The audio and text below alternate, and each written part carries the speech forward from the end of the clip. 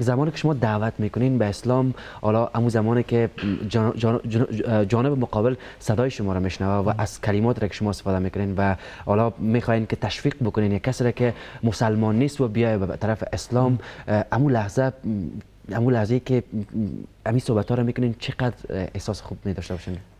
جزاک الله خیر. قصه رو شریک خود کردم. تقریبا 3 ماه پیش من در لندن بودم، در های پارک با امره یک نفر که مسلمان بود، اسلام ترک کرده بود، عیسوی شده بود، با امره زو بحث میکردم و او هر موضوع رو گوش میکرد، فقط میخواست گوش کنه که تا بتونه جواب به ما بده، یعنی مخلص نبود در بحث خودش. به می خاطر فکر کردم که بهتر است ما به یک درخت صحبت کنیم نسبت به یک آدم صحبت کنم. بدون شک که هدایت کننده الله سبحانه و تعالی است، لیکن ما باید هم حکمت داشته باشیم. امره کی صحبت کنیم، یگان مردم نمیخواین که مگفت گوش کنن و با من دمی تشویش بودم که چون کل روز ما دوجا مصروف بودم و گرمیام بود.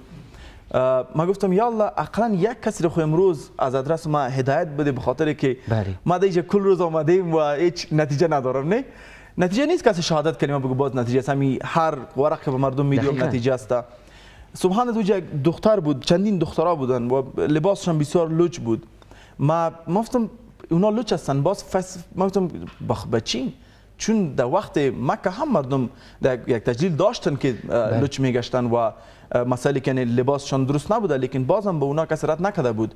گفتم شاید او الله سبحانه برش هدایت کنه. راست بگم من رفتم نزدیکش، امرش صحبت کردم، گفتم مثلا مقصد زندگی چیست و چرا دیگه هستیم و کجا میریم. او گفت من این بار فکر میکردم همیشه.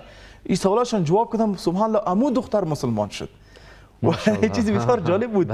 یعنی ما این دو درس با من شخصا میده. یکی ما نیستیم فذکر انما انت مذکر است، یعنی ما فقط پیغام میدیم، الله سبحانه و تعالی هدایت کننده است. یک مسئله دوم، سر هیچ کس فیصله کردن نمیتونی که الله سبحانه به این نفر هدایت نخواد داد. سر هیچ کس، او لوچ است، تتو داره، ریش نداره، سر هیچ کس فیصله کردن نمیتونی که به الله نزدیک نیست. شاید او از خود که نزدیکتر باشه، شاید او الله او را زیاد بخواه نسبت از خودت، شاید تو یک عمل داشته باش خود خبر نداری.